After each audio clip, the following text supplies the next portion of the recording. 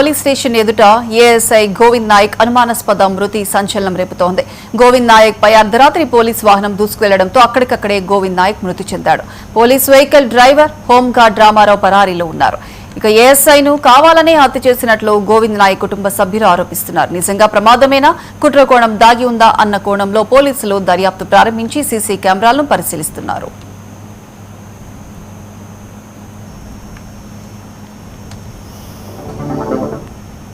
పేరు ప్రవీణ్ కుమార్.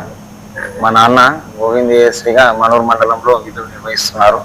గత 3 సంవత్సరాలుగా మనూరు మండల ఏఎస్ఐగా విధులు నిర్వహిస్తున్నారు. రాత్రి సుమారు 10 గంటల తర్వాత మా కానిస్టేబుల్ అయిన వెంకటేశ్వర సారు కాల్ చేసి మా యొక్క బంధువులు కాల్ చేసి నాన్న ఇలా హాస్పిటల్లో ఉన్నారు అని చెప్పేసి కాల్ చేయడం జరిగింది. తర్వాత వాళ్ళు హుటాహుటిన అక్కడ వెళ్ళి చూస్తే అక్కడ వాళ్ళు ఎవరు లేకపోవడము, మా డాడీ స్టేషన్లో దగ్గరనే ఆన్ ద స్పాట్లోనే చనిపోవడము జరిగింది.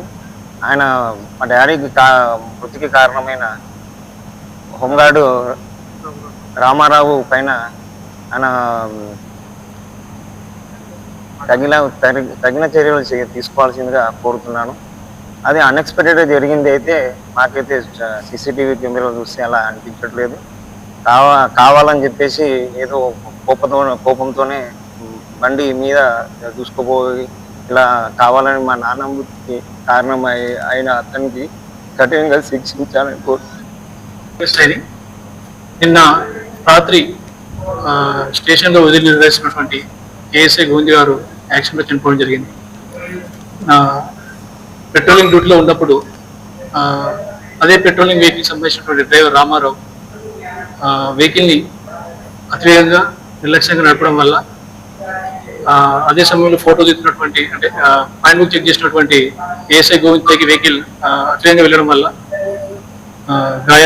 రక్త గాయాలైనాయి. అతని వెంటనే నారాయణ ఆసుపత్రికి తీసుకొచ్చి చెక్ చేయించగా డాక్టర్లు చనిపోయారని చెప్పడం జరిగింది. దీనిపైన వారి యొక్క గోవింద్ గారి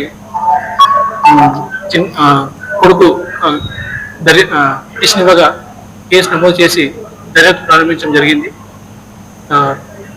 పరిశోధనలో కృష్ణా జిల్లా